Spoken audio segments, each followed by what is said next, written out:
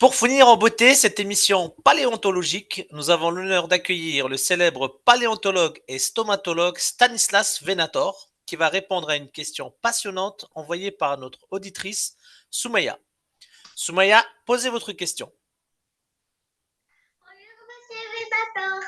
J'aimerais savoir pourquoi les ptérodactyles ne sont pas considérés comme des dinosaures. Alors, très très bonne question, Soumaya. Donc, les ptérodactyles sont un genre appartenant à l'ordre des ptérosaures. Et effectivement, ils ne font pas partie du même clade que les dinosaures. Donc, pour répondre à ta question, je vais partager mon écran. Alors, j'ai préparé une petite présentation. Zoom.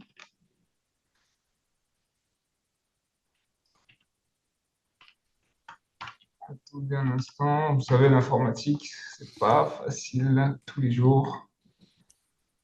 Hop. Voilà. Est-ce que vous voyez mon écran?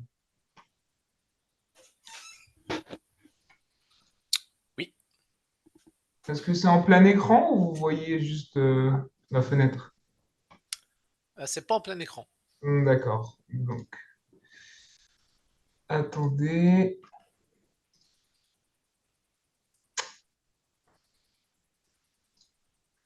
Voilà.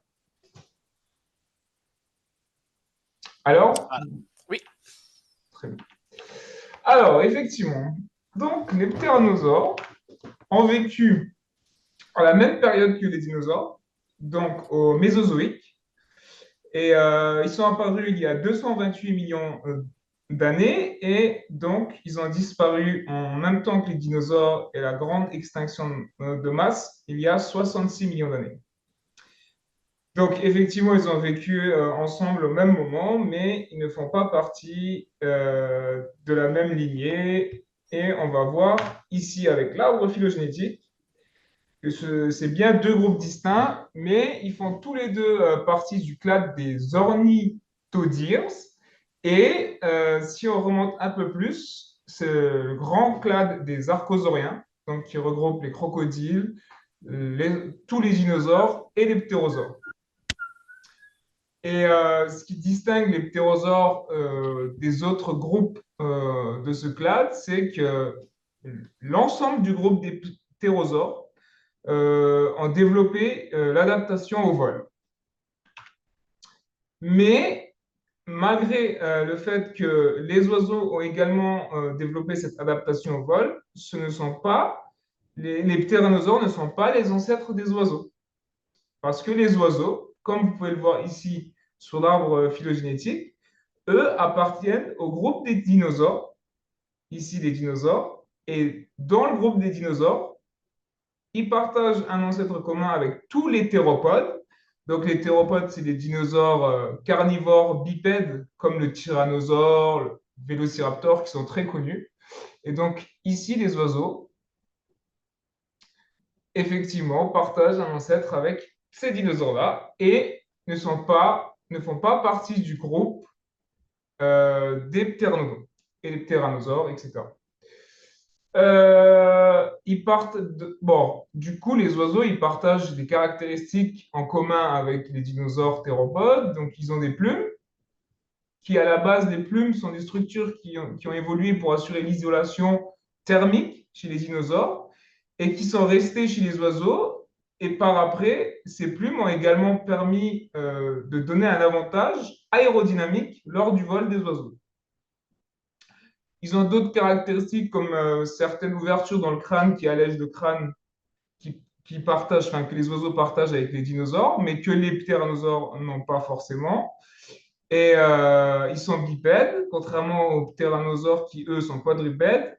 Et ils ont également, les oiseaux, un os en forme de fourche que les ptérosaures n'ont pas, mais que les autres dinosaures ont. Donc cet os en forme de fourche, c'est ce que l'on voit lorsque on est carniste et qu'on consomme du poulet. C'est ce fameux os qui a la forme d'un Y. Donc, les ptéronosaures n'ont pas toutes ces caractéristiques, c'est bien deux groupes distincts. Donc, ici, on voit les caractéristiques spécifiques aux ptéronosaures. Donc, ils ont des os très fins et creux. Ils ont un quatrième doigt extrêmement long et une membrane qui commence à l'épaule et qui s'étend jusqu'au bout du quatrième doigt, qui leur permet d'effectuer le vol battu. Et ils ont des os supplémentaires que les autres groupes d'archosauriens n'ont pas. Donc, ils se distinguent encore une fois pour leur adaptation au vol. Donc, ils ont vécu quand même pendant une grande période, durant le Mésozoïque, et on a une grande diversité au sein même du groupe des ptéronosaures.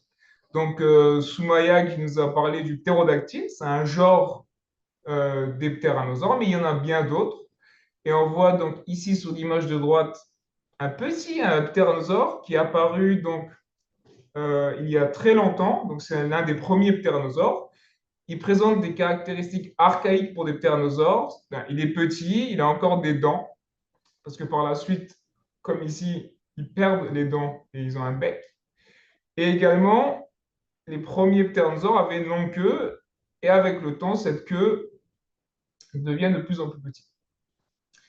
Les premiers ptéronosaures, le Némicoleptérus qu'on voit ici, faisait donc 25 cm d'envergure et était essentiellement piscivore.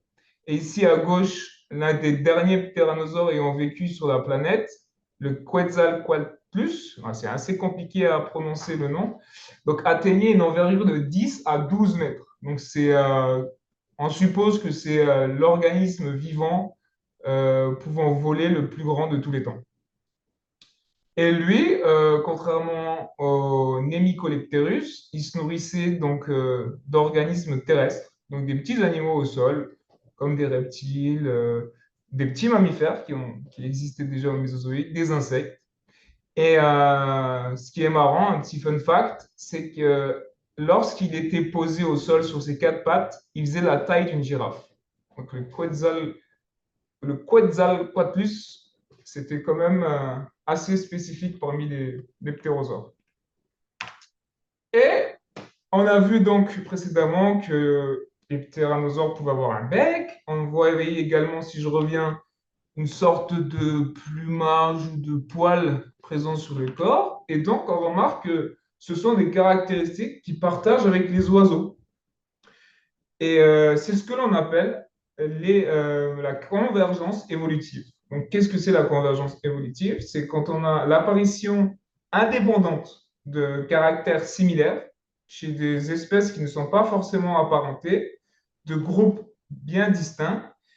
Et cette apparition est due au fait qu'ils occupent une niche écologique similaire et qui sont soumis à des pressions sélectives identiques. Et pour vous montrer ce que c'est la convergence évolutive, je vais vous montrer un cas précis, très facile à comprendre, comme vous pouvez le voir ici. Donc, on a un exemple au sein même du groupe Homo sapiens sapiens, deux individus qui ont vécu dans un milieu que l'on peut appeler faisant partie du gouvernement de droite. Et le fait d'avoir été exposé à ce milieu, ça a provoqué l'apparition de signes distincts et similaires entre ces deux individus. Donc, on a une mèche blonde de côté, un regard vicieux et un sourire malicieux que ces individus partagent dû à la pression sélective qui ont suivi au cours de leur vie au sein de leur au sein de leur parti politique de droite. Et donc, les ptérosaures qui ne sont pas des dinosaures partagent certaines caractéristiques avec les oiseaux qui, eux, sont des dinosaures, car ces deux groupes d'organismes peuvent effectuer un vol battu à long terme. Donc, les caractéristiques qui partagent ces organismes sont des ailes, donc pour permettre de voler, tout simplement, des os légers et souvent pneumatisés. Ça, encore une fois, permet de réduire le poids de l'animal pour augmenter l'efficacité du vol. Et donc, ils ont des caractéristiques morphologiques globales qui sont optimisées pour maximiser l'efficacité du vol. L'une de ces caractéristiques, c'est la présence d'un duvet que l'on voit sur l'image de gauche chez les ptéranodores. On les appelle des pycnofibres. Et certains de mes collègues les font ressembler donc aux protoplumes que l'on trouve chez d'autres théropodes. Et ces pycnofibres auraient le même rôle que les plumes que l'on voit chez les oiseaux, comme ce beau pigeon ramier à droite, sur l'image de droite. Donc, l'un des rôles, c'est la thermorégulation. En effet, l'hypothèse la plus probable, selon moi, c'est que les ptéranodores étaient endothermes, donc produisaient leur propre chaleur, comme les oiseaux, car le vol battu demande beaucoup d'énergie et les organismes endothermes ont un métabolisme plus actif que les organismes ectothermes, qui est nettement bénéfique pour le vol actif. Et la deuxième fonction probable de ces pycnofibres, qui serait analogue à la fonction des plumes, c'est améliorer l'aérodynamique. Et les premiers ptéranodores présentaient des mâchoires avec des dents. Et au fur de l'évolution des ptéranodores, certains groupes ont développé l'apparition de becs, comme chez les oiseaux. Et c'est encore une fois, ça permet aux ptéranodores, comme aux oiseaux, d'alléger le corps pour augmenter l'efficacité du vol. Voilà. Pour conclure, les ptéranodores ne sont pas des dinosaures, mais sont des proches parents. Les oiseaux sont des dinosaures et présentent des caractéristiques communes aux ptéranodores parce qu'ils ont tous les deux développé la possibilité de voler. Voilà, Soumaya. Donc, j'espère que j'ai répondu à la question et je remercie l'hôte de m'avoir invité. Merci beaucoup Stanislas pour ces explications passionnantes et un grand merci à Soumaya pour sa question. C'est tout pour aujourd'hui, chers auditeurs. Merci de nous avoir suivis et à bientôt pour une nouvelle émission paléontologique. À la prochaine et n'oubliez pas de vous abonner à la chaîne.